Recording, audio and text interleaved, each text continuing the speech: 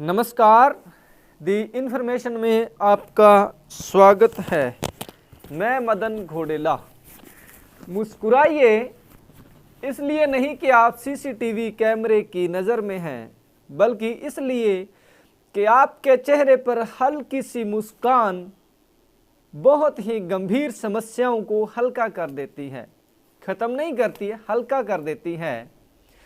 मुस्कुराइए इसलिए कि नन्ही सी मुस्कान, एक हल्की सी मुस्कान आपके चेहरे पर एक नई रंगत ला देती है।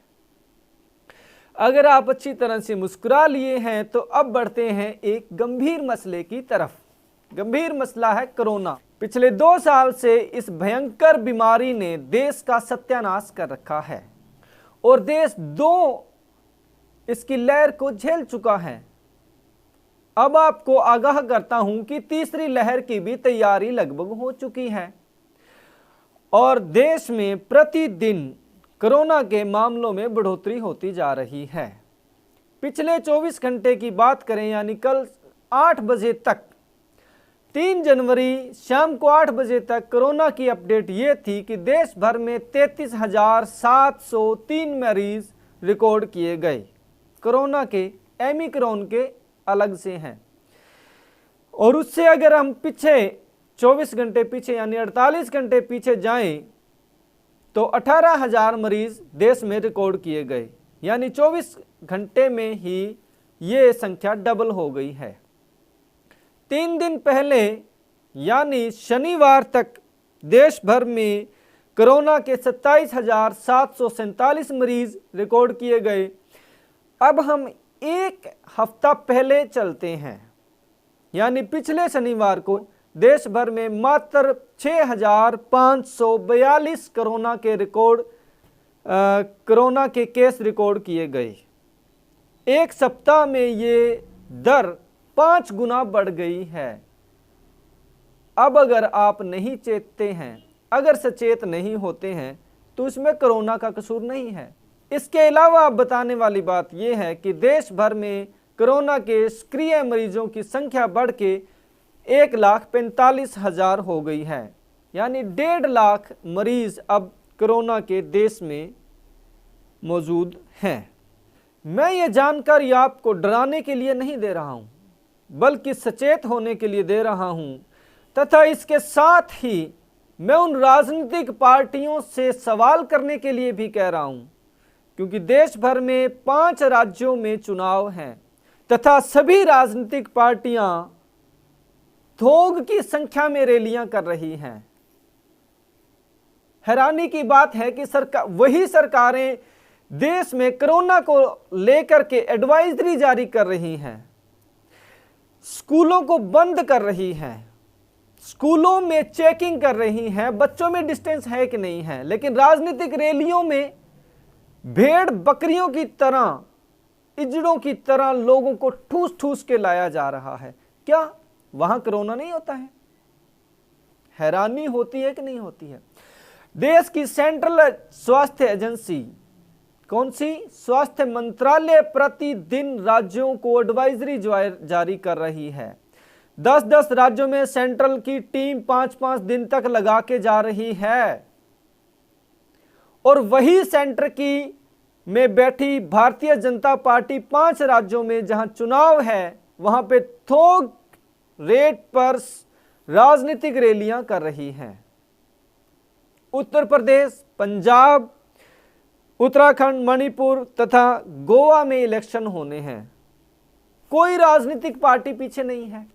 पंजाब में भारतीय जनता पार्टी, आम आदमी पार्टी, श्रोमणी अकाली दल हो, बसपा हो, सबकी धड़ल्ले से रैलियां हो रही हैं। उत्तर प्रदेश के तो कहने ही क्या है। कोई भी राजनीतिक पार्टी किसी से पीछे नहीं रहना चाहती है। संख्या बल को वो दिखा करके सत्ता में लौटना चाहती है, लेकिन अगर इन राजनीतिक पार्टियों को इतनी छूट है तो फिर एडवाइजरी जारी करने की जरूरत ही क्या है? क्या एडवाइजरी जारी करनी सिर्फ आम जनता के लिए है? क्या कोरोना सिर्फ आम जनता को होता है या फिर घर में कोरोना होता है, सड़क पे चलते हुए कोरोना हो सकता है? रैली में जाओगे तो कोरोना नहीं होगा। मैं ये इसलिए कह रहा हूं क्योंकि चौक चौराहे पर पुलिस आपका चालान काट सकती है 550 रुपए का, इसलिए कि आपने मास्क नहीं पहना है। लेकिन रैलियों में जाके कोई चेक करता है कि वहां पे किसी ने मास्क पहना है या नहीं पहना है? आप टीवी पे देखिए, मोबाइल पे देखिए, सभी की राजनीतिक पार्टियों की रैलियां हो रही हैं तथा सभी में आम जनता तो दूर की बात है, नेताओं ने मास्क नहीं पहने होते हैं। ये सब क्या चल रहा है? राजनीतिक पार्टियों की ये छूट क्यों है? चुनाव आयोग का कहना है कि जिन राज्यों में चुनाव है, यानी 5 राज्यों में जिनमें जहां पर चुनाव है, विधानसभा चुनाव 2022 है, वहां पे अधिक से अधिक टीकाकरण किया जाए और फ्रंट लाइन वर्कर जो कि चुनाव की ड्यूटी जिनकी लगी हुई है, उनको भी प्राथमिकता के आधार पर टीके लगाए जाएं। लग जाएंगे टीके तो, लेकिन कोरोना का टीका लगने के बाद भी सेंट्रल सरकार का, स्वास्थ्य मंत्रालय का भी ये कहना है कि आपको कोरोना हो सकता है। आप गंभीर रूप से बीमार नहीं होंगे, लेकिन कोरोना हो सकता है टीका लगने के बाद भी, इसलिए मास्क जरूरी है। लेकिन ये मास्क की जरूरत सिर्फ और सिर्फ आम नागरिक को, सड़क पे चलने वाले नागरिक को, शॉप में बैठे नागरिक को या फिर स्कूलों में ही क्यों है? राजनीतिक पार्टियों को क्यों नहीं है? बात फाजिल्का की करें तो एक दिन पहले आम आदमी पार्टी के नाराज समरवीर सिंह सिद्धू ने घास मंडी में जन आशीर्वाद रैली की। किसी ने मास्क नहीं पहना था और हर व्यक्ति एक दूसरे से सट के खड़ा था। इसी तरह से आज भी रैली हो रही है, वही जगह वही टाइम आम आदमी पार्टी के उम्मीदवार नरेंद्र सवना द्वारा भी की जा रही है। उसका हाल भी आप देख सकते हैं। ना कोरोना हो रहा है, ना कोरोना की कोई उनको संभावना नजर आ रही है।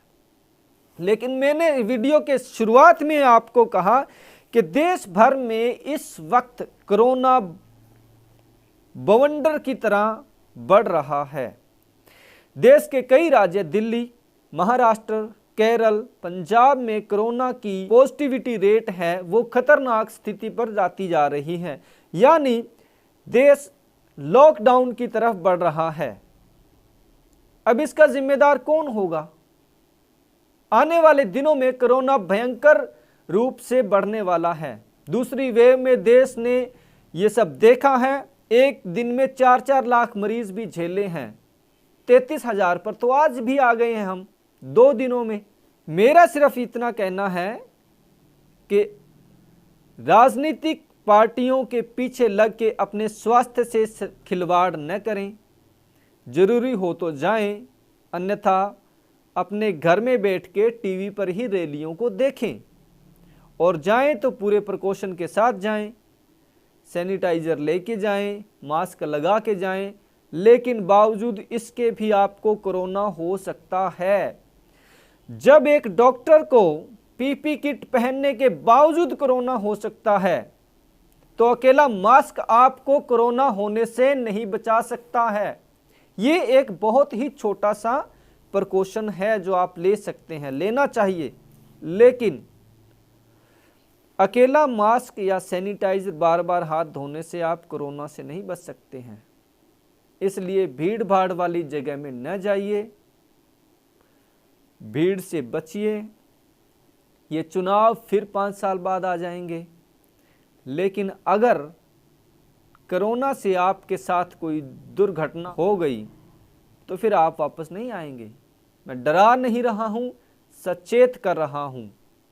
मैं फिर कहता हूं कि मुस्कुराइए। मुस्कुराने से बहुत सी समस्याएं खत्म नहीं, हल्की जरूर हो जाती हैं। हमसे जुड़ने के लिए बहुत बहुत आभार आपका। और अभी तक जिन दोस्तों ने इस चैनल को सब्सक्राइब नहीं किया है, वे सब्सक्राइब कर दें। ऐसी ही जानकारियों के साथ मैं फिर उपलब्ध होऊंगा। नमस्कार।